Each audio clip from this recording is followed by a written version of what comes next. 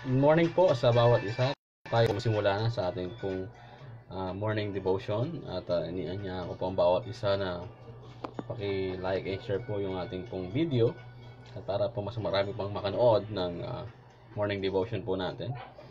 Bago tayo magsimula, share ko lamang po ito at please comment below if you're watching at tapusin po natin hanggang sa uli.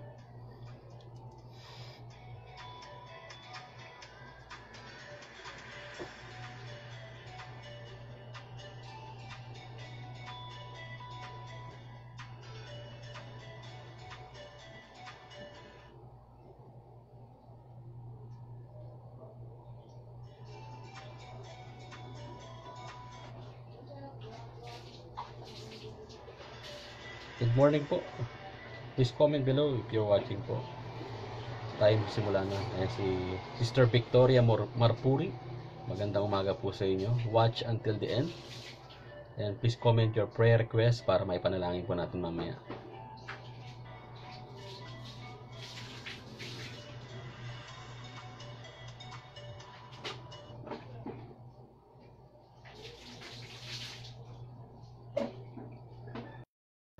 Please comment below po sa mga nanonood. Pakishare lamang po yung live video po na ito para mas marami pang makanood po sa atin.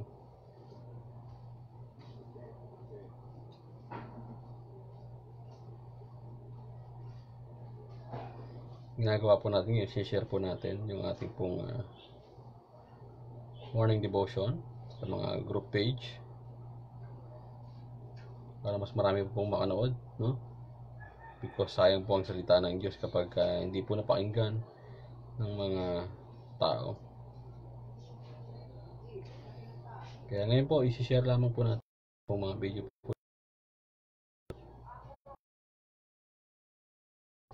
Hallelujah.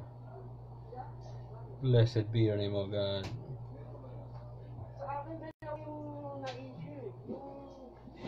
Hallelujah. Share po natin. Please comment below po if you're watching. Hintay lang po tayo ng morning devotion po natin. Yan. Hallelujah. Praise the Lord. Give you glory, Lord.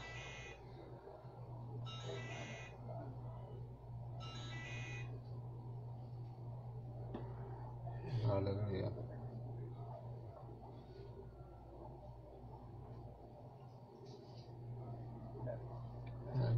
Hello po kay Sister Charlene Santos.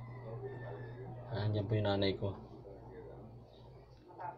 Si Charlene Santos. Hello po. Kamusta na po kayo?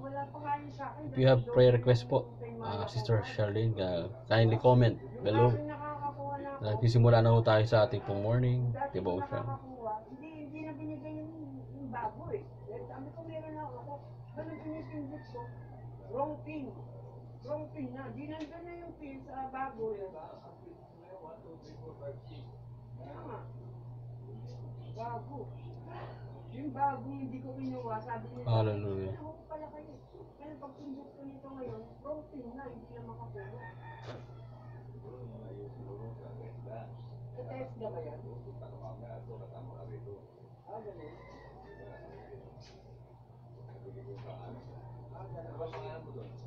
Pupunta ka dyan.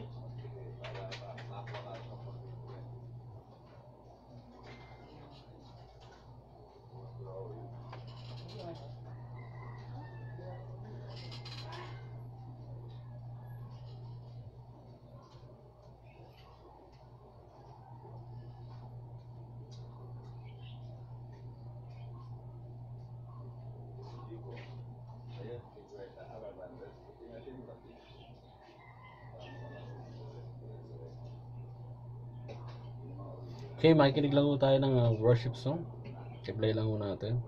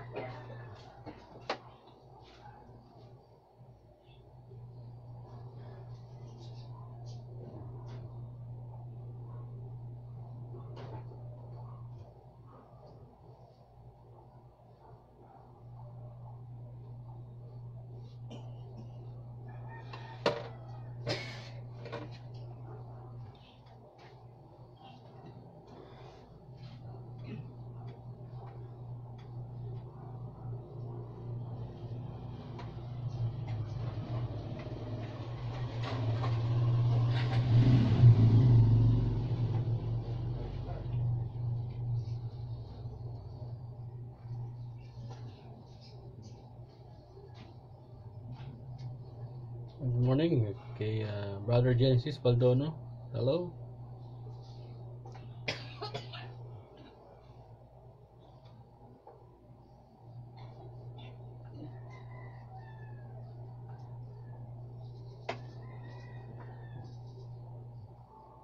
Pakinggan lang po natin to. We will continue pray for you, Brother Genesis. Pare. Pakinggan lang po natin to. Worship song.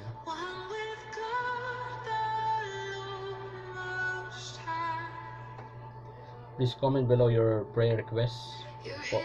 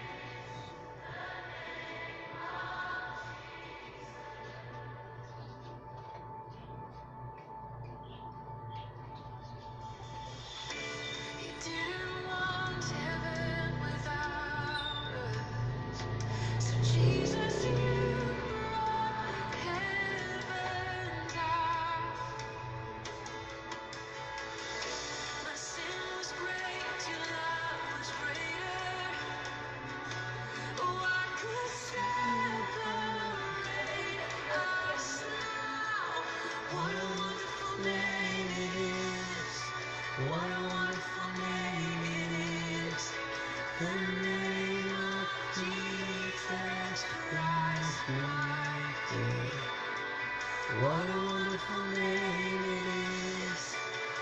Nothing compares to this. What a wonderful name it is.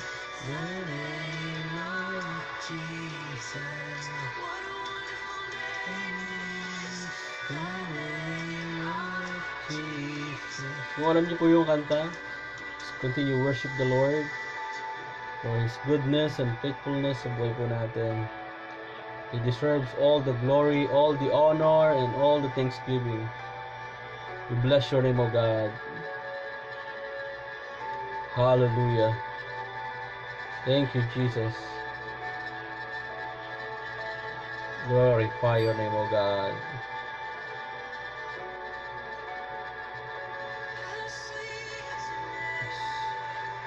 Your name is beautiful.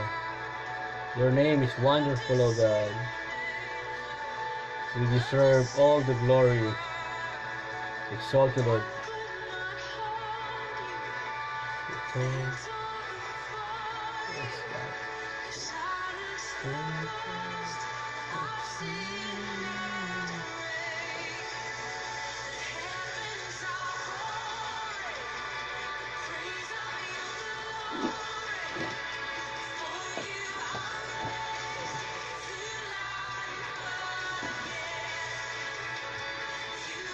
no other, you know it well.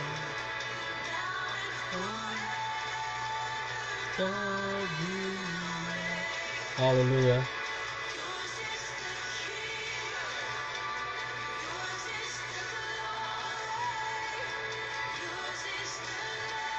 Hallelujah.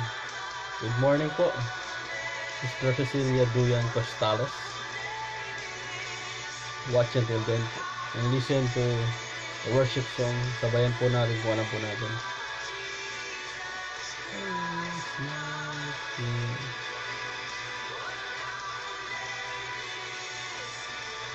Nothing can take away one powerful name.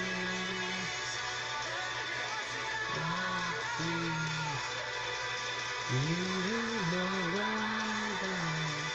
You know it well.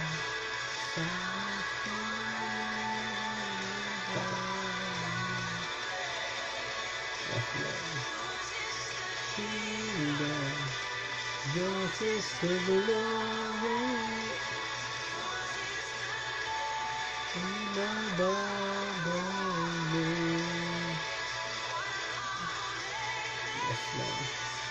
What a powerful name it is. The name of Jesus Christ, my King. What a powerful name it is. Nothing can stand against. What a powerful name it is. The name of Jesus. The name of Jesus. The name of Jesus. Hallelujah. Thank you, Jesus. Thank you, Lord. Sige po, tayo po yung magsisimula na. Huwag na po kayong umalis. Parang awa nyo na po. Tayo po ay makikinig na ng message ni Lord.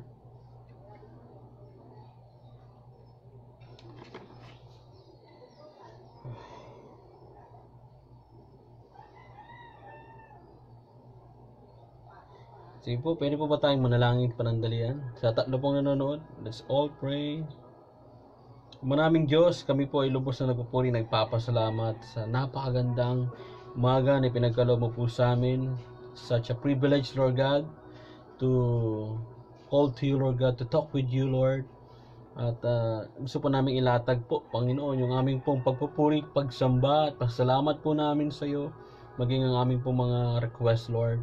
We know and we believe that you are our King, our Savior, our Redeemer, our Creator, Lord, our loving God. Salamat po, Diyos. Patuloy po kami humingi ng tawad sa lahat ng kasalanan namin pong nagawa. Patawad po sa lahat ng ito. Patuloy po kaming nagpapakumbaba sa inyong harapan. Wala po kaming magagawa kung ikaw ay hiwalay po sa amin. Patuloy po kapangyarihan sa araw po na ito. Mangusap ka sa puso ng bawat isa. Hipuin mo po, Panginoon, ang puso ng bawat isa.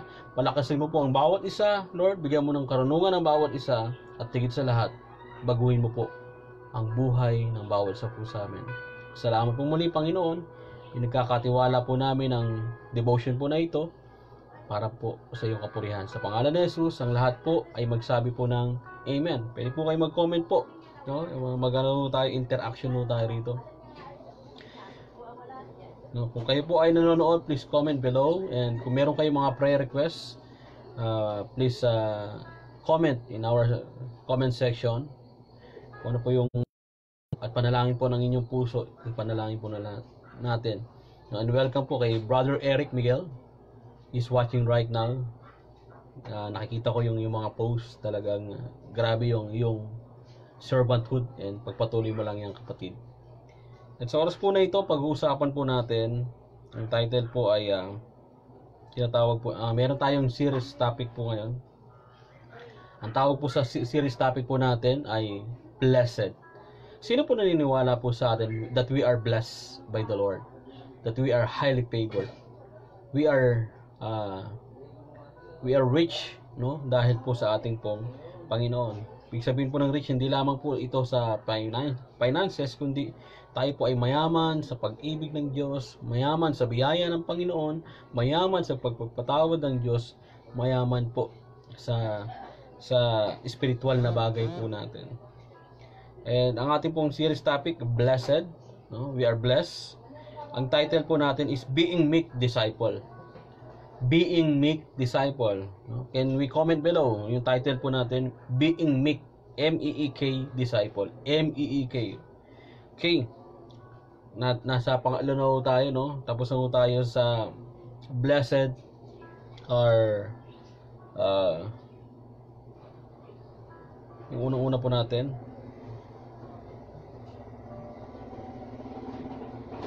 Blessed are the poor in the spirit, for theirs is the kingdom of heaven. Pangalawa po is blessed are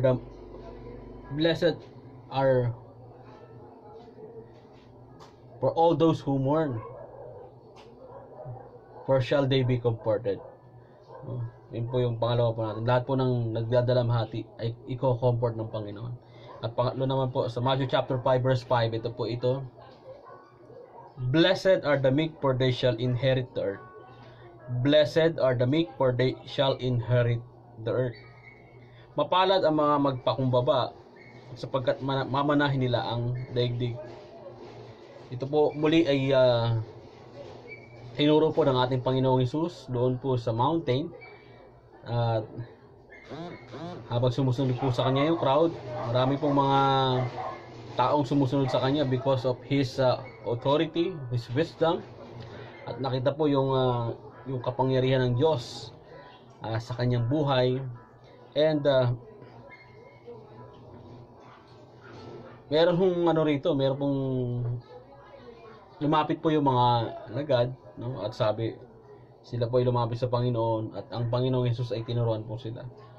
And ito po isa sa mga tinuro po sa kanila. Blessed are those who meek, because they will inherit the earth. Okay. Who are the meek? Ano po muna ang ibig sabihin ng meek? To many, meekness suggests that idea, possibility, someone who is easily imposed upon, spinelessness, weakness. Since Jesus declared himself to be meek, no, maging si Jesus sa Matthew chapter 11 verse 29, sabi ng Bible, ng scripture, siya po ay mapagkumbabang loob. No, welcome kay Gerald Reyes. God bless you. Continue watch this morning devotion natin, and mamaya po paki-share po yung live video po natin. No, some perceive him as a CC type character. Sabi, ang ating Panginoon ay meron pong mapagkumbabang loob, no? Na tayo po ay patuloy po na inaabot ng ating pong Panginoon. Nothing could be further from the truth. In the Greek New Testament, meek is from the Greek term praus. No, praus. Hello po kay Sister Lani Kaliso Matibag. Yan. Kung meron po kayong mga prayer request, kindly comment below. Kung healing man ito, kung provision, kung ito ay relationship, no, papanalangin po natin mamaya. Babasahin po natin sa comment section po natin. From the Greek term praus, no, it does not suggest weakness, rather it denotes strength brought under control. Strength brought under control. Meron kang kalakasan pero nasa control po ito. Like God, Jesus, He is powerful, pero it is in the under control nung siya po ay nabubuhay po sa daigdig po na ito. The ancient Greeks employed the term to describe a wild horse tamed to the bridle. No, alam mo naman po natin yung kabayo na siya po ay malakas, mabilis tumakbo at kahit saan pwede niyang pumunta. Pero ito po ay meron pong nakalagay po sa kanyang bibig. Nakasakay na po ba tayo ng kalesa? Na ito po ay pinapaandar po ng isang tao, at kung ano po yung hilig o gusto ng taong ito, sa kanan, sa kaliwa o diretso, mabilis, mabagal o paatras, meron lang siyang gagawin, no, na pattern para yung kabayo po ay sumunod doon sa nagda-drive po na ito. And then tayo rin po ay gusto ng Panginoon that tayo po ay maging meek.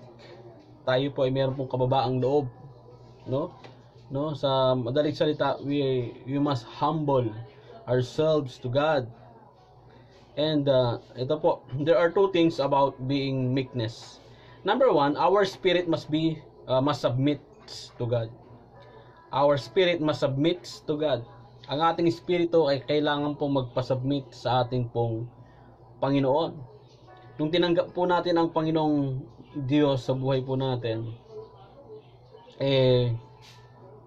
tayo po ay nagkaroon po ng spirit, no? Nabuhay po yung spirit po natin kasi nga we are dead in trespasses at meron lang po tayong body and soul. Pero yung espiritu ay wala po sa atin.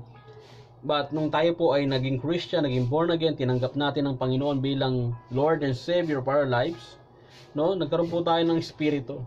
And we must now connect to our living God. Kapag tayo ay nagpipray, kapag tayo ay nagwo-worship, kapag tayo nagbabasa ng Bible, and talagang yung espiritu ng Diyos ay dumadaloy po, nararanasan po natin po ito. Yung Espiritu ng Panginoon at yung Spirit po natin nagko-connecta po. Kaya pag nag-pray ho tayo, talagang ramdam po natin yung ating panalangin. Kapag nag-worship ho tayo, talagang we feel the presence of the living God. Kapag nagbabasa tayo ng Bible, parang talagang buhay na buhay ang salita ng Diyos at nauunawaan po natin. And sabi nga, we must submit. Our spirit must submit to God. Tayo po ba ay very submissive o hindi? No? Tayo po ba ay meron pong obedient heart o tayo po ay pasaway pa rin hanggang ngayon?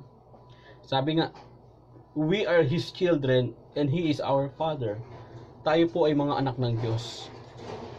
Kung tayo po ay naniniwala ng anak ng Diyos at meron tayong tatay, no, na nagmamahal po sa atin, na kailangan po nating i-honor, kailangan po nating sundin, no?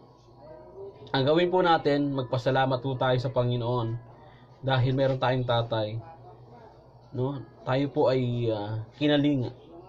At bilang isang anak, we must submit to their authority. Sa nanay man ito, sa tatay man ito. At ganoon din po sa ating pong Panginoon. We must submit and obey in the authority of our God. We are His servants and He is our master. Tayo po ay lingkod ng Diyos, alipin ng Panginoon, alipin ni Kristo.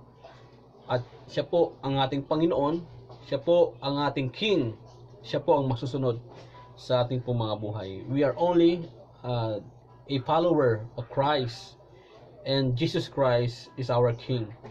No, is our reigning King. Sabi nga, ano ibig sabihin po nito? Sa buhay po natin as a disciple of God, the Word of God, we must do the Word of God. Sabi nga, we must do the Word of God. Gawin po natin yung salita ng Diyos. Hindi lamang po ito pinakikinggan, hindi lamang po ito minimemorize, kundi ito po ay ginagawa sa ating buhay. We must be a doer of God's Word. No? Kaya sabi nga, kung ano man po yung nababasa po natin sa Bible, halimbawa, pinag-uusapan po natin dito, do not steal. No? Gagawin po natin, hindi na po tayo magnanakaw. Kahit piso man lang ito, o malaking halaga, o anumang bagay na hindi sa atin, hindi po natin nanakawin. Ang topic po natin, huwag ka na makipag-chismis, o huwag ka na maging chismoso o chismosa, hindi mo nakakwento yung mga istorya ng kapitbahay mo o maging sarili mong pamilya. Hindi mo na ikukwento ito sapagkat ito ay mali at hindi kalooban po ng Panginoon. Kung ikaw man ay merong galit o sama ng loob, alam mo naman na masama na magtanim ng galit at sama ng loob. Hanggang ngayon meron ka pa rin sama ng loob, mali po yun. Ang gusto ng Panginoon, tayo po ay sumunod, na tayo po ay tanggalin ang galit, magpatawad po tayo, i-forgive po natin yung mga tao nagkasala po sa atin, at gawin po natin yung salita ng Diyos. Sabi nga, we must do the Word of God. Yun po yung totoong Kristiyano, sumusunod po sa salita ng Diyos. We must do the will of God. No? Sundin po natin yung kanyang kalooban. Sabi nga, we must be a God pleaser, not man pleaser. Sa oras po na ito, tayo po ba ay naging man pleaser o God pleaser? Ano po yung masinusunod po natin? Yung kagustuhan po ng Diyos o kagustuhan ng asawa mo na kayo ay magbisyo? Anong sinusunod mo? Yung kalooban ng Diyos na ikaw ay mag-aral lang mabuti, o yung kalooban mo na tinatamad ka mag-aral dahil online hindi mo maintindihan, no, at wala ka nang gana mag-aral? Ano ang susundin mo? Yung will ni God na ikaw ay maglingkod sa Panginoon, o yung sarili mong kagustuhan na ayaw mo maglingkod sa Diyos? Gusto mong sundin yung sarili mo na mas paglilingkuran ko na lang yung tao, yung ibang bagay na gagawin ko kaysa paglingkuran ang Diyos sa buhay ko. Sabi po rito, no, we must be a God pleaser. Dapat mapangiti po natin ang Diyos sa lahat po ng ginagawa po natin. And then pangatlo, sabi po rito, we must do the way of the Lord. Yung kaparaanan ng Diyos. No, yung right, sabi nga, we must walk in the right path where God, no, intended it to be. Intended us to be. Saan mo gusto ng Panginoon na tayo po ay lumakad? No? Gusto ng Panginoon na lumakad tayo sa kabananan. lumakad tayo sa katwiran, lumakad tayo sa kanyang direksyon, lumakad tayo doon sa kagustuhan niya, hindi sa kagustuhan po natin. Sa Hebrews chapter 12, meron po roon na sinasabi na iwanan po natin yung nagpapatugtog. Ituloy lang po natin. Iwanan po natin yung dali lang po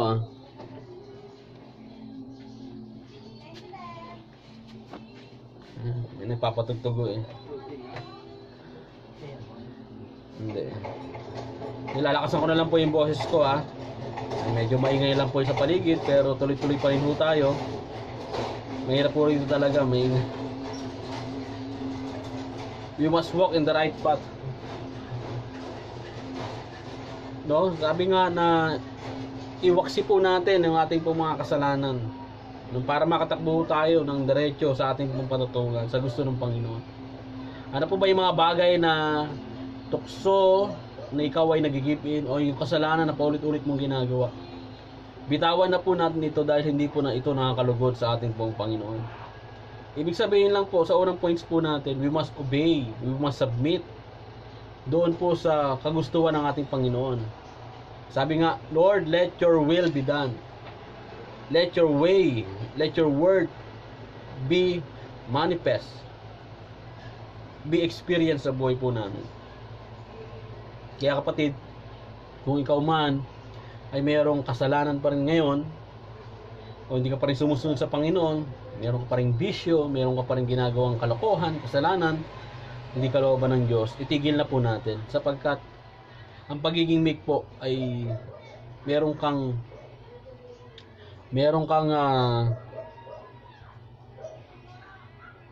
pagsunod sa ating pong Panginoon.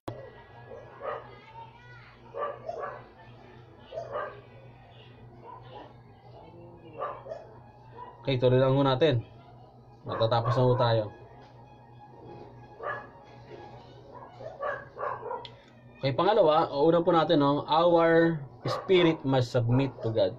No, hindi tayo self-control. Higit sa lahat, hindi tayo Satan control, no? Kundi tayo po ay mayroong control by the Holy Spirit. And we pray that every day sa buhay po natin, Lord, fill me with your Holy Spirit. Convict me with your Holy Spirit, Lord, and control me with the Holy Spirit. And I believe in my heart, if we are sons and daughters of the living God, tayo po ay talagang susunod at susunod sa ating pong Panginoon. Amen po. Can you type amen naman po dyan kung nandyan pa po kayo? Okay, pangalawa, our spirit must submit to God. Pangalawa naman po, our strength must use in service. Our strength must use in service or in serving God. Tandali lang po ulit.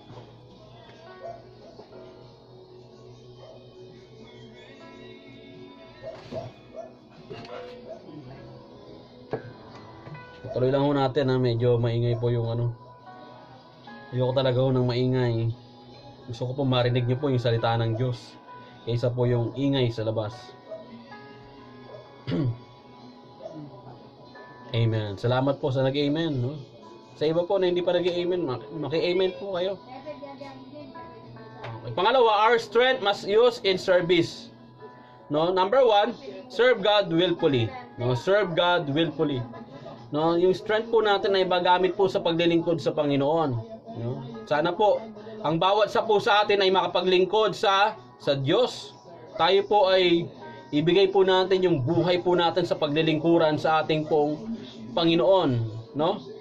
At sana po magkaroon ho tayo unang-una po ng desire na maglingkod sa Diyos. We must serve God willfully. Ito po yung naisin po ng puso po natin. Ito po yung naisin po ng buhay po natin na tayo po ay makapaglingkod sa Panginoon.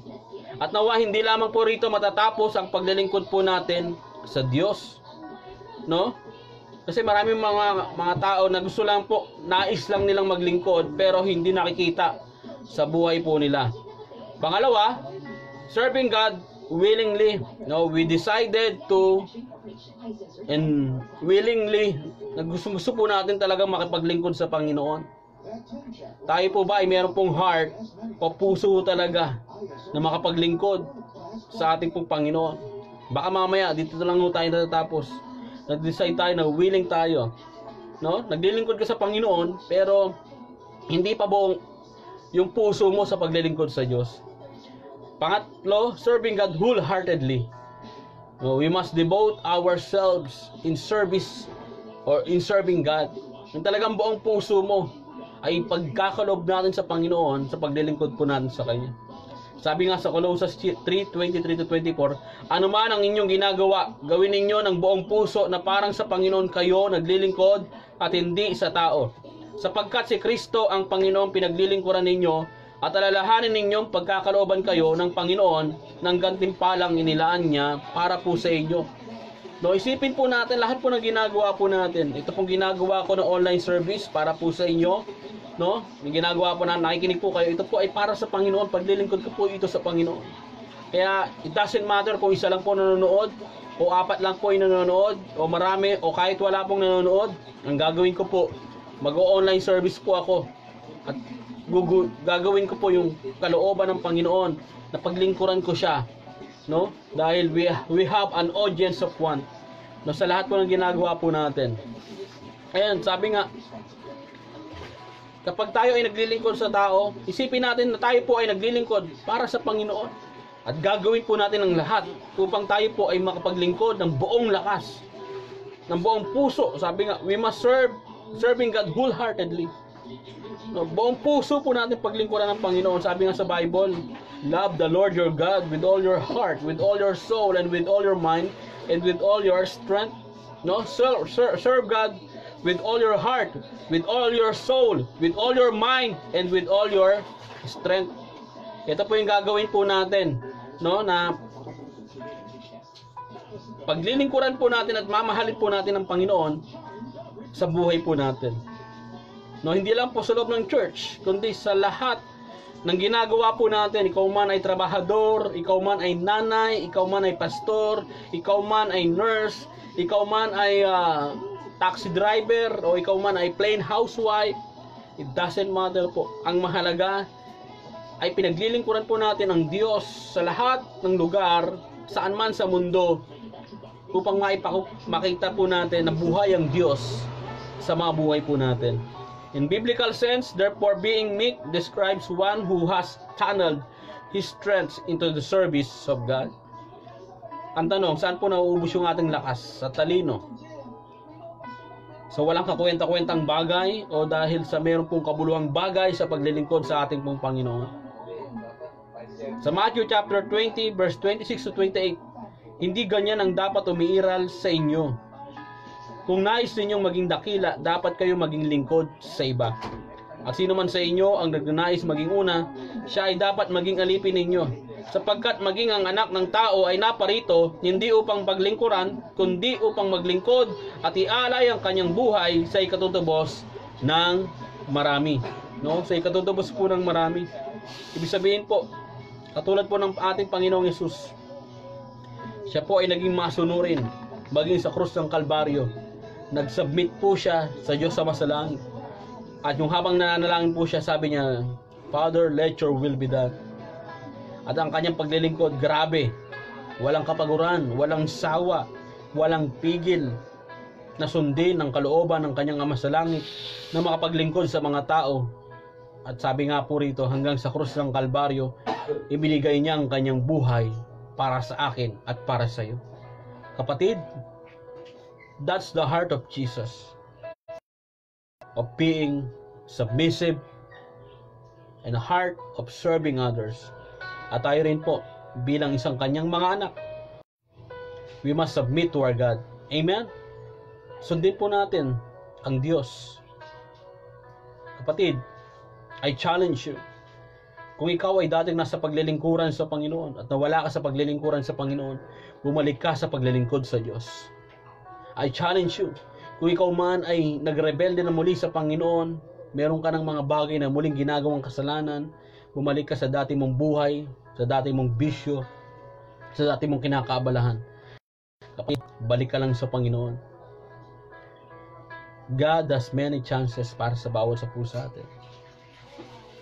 If we are willing to surrender continually our heart, our life to Jesus, and give all service para sa ating Panginoon. Tayo po'y manalangin. Lord, maraming salamat po sa oras po na ito. Nagpapasabit po kami sa iyo. Nagpapasalamat po kami, Panginoon, dahil ikaw ay mabuting Diyos sa buhay po namin, that you always talk to us in your word. And thank you so much, Lord God, for this online morning devotion na lagi po kaming natututo. Binabasa mo po kami, Lord, binubuo mo po kami, inaayos mo po kami.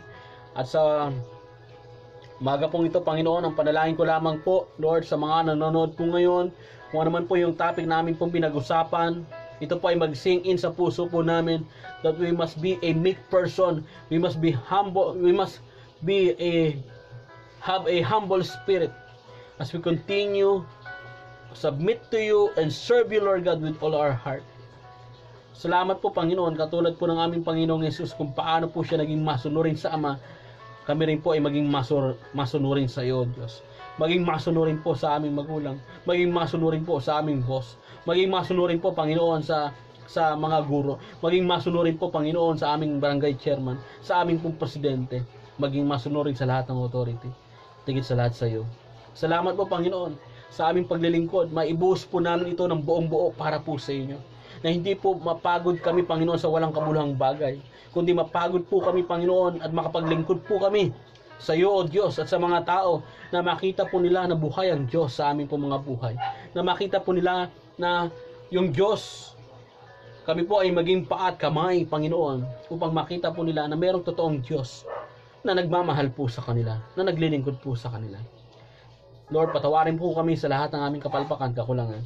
At sa oras po na ito, gusto ko lamang po ipanalangin ng bawat isa na patuloy po ng bawat isa, Panginoon, ay makaranas po, Panginoon, ng revival sa aming mga puso. Kung kami man po ay nanlalamig, kung kami man po ay napapagod, kung kami man po ay nagiging pasaway muli, Panginoon, kami man po ay, Panginoon, ay hindi sumusunod sa kalooban mo, magawa po namin muli, O Diyos, na kami ay sumunod sa iyong kalooban, and let your will be done sa mga buhay po namin.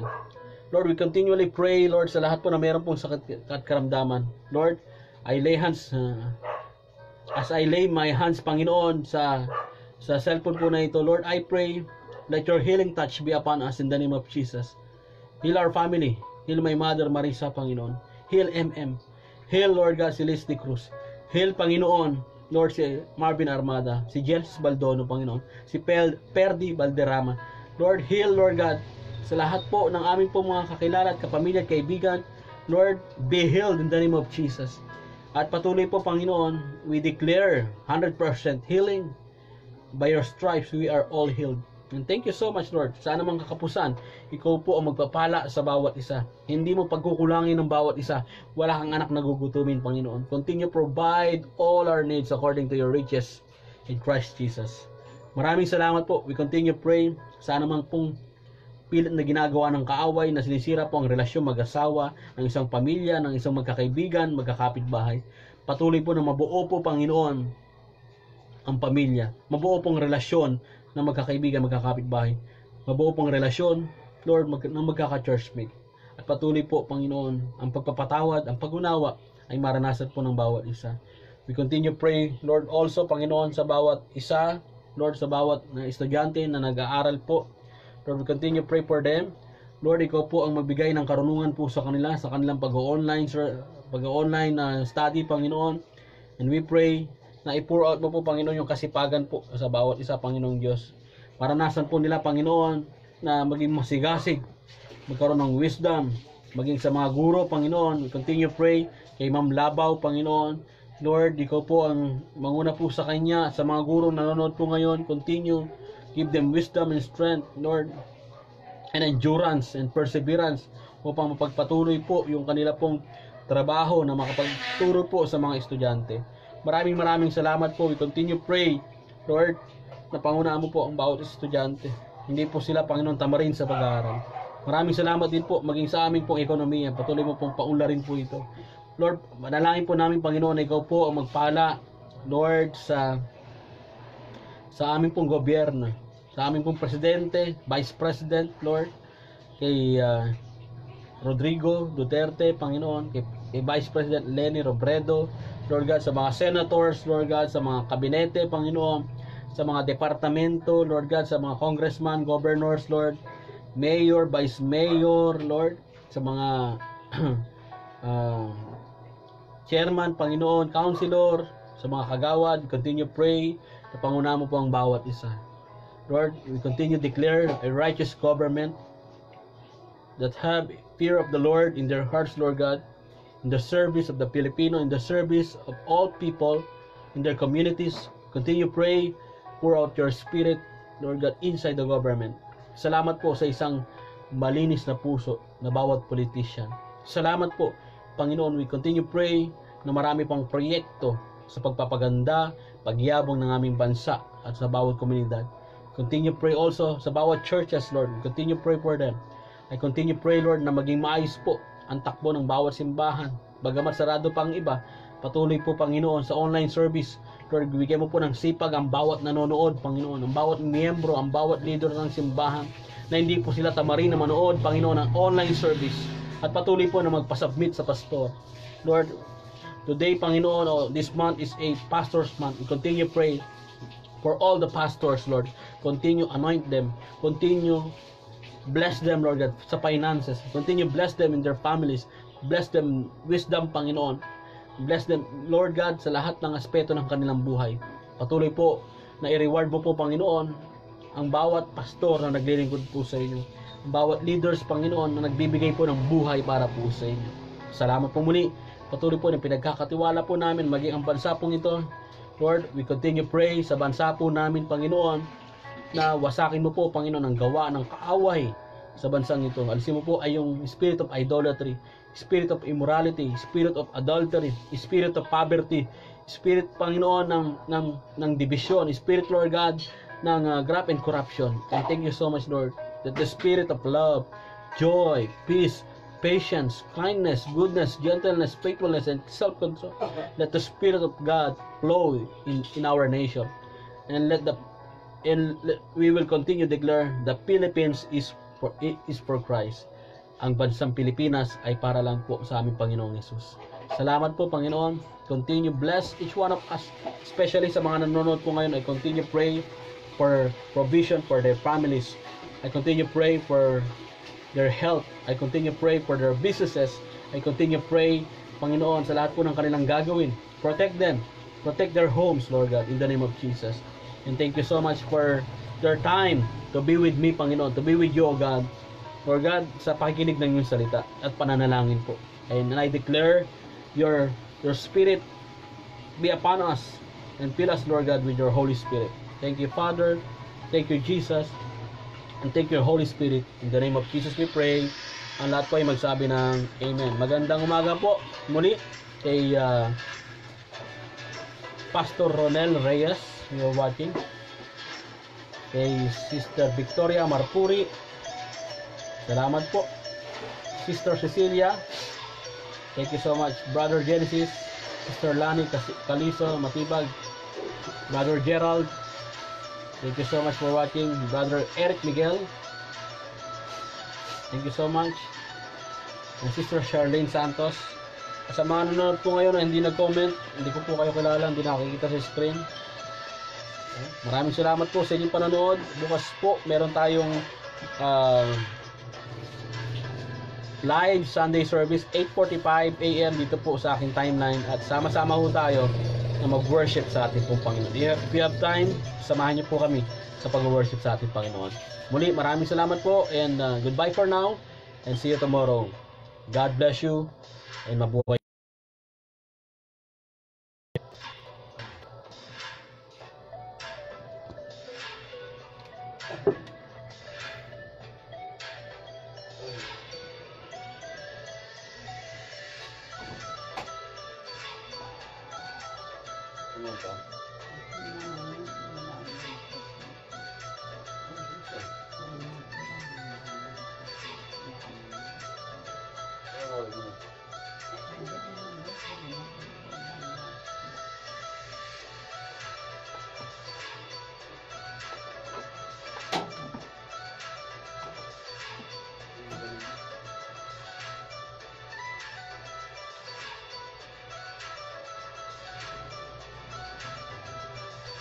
ko rin dito.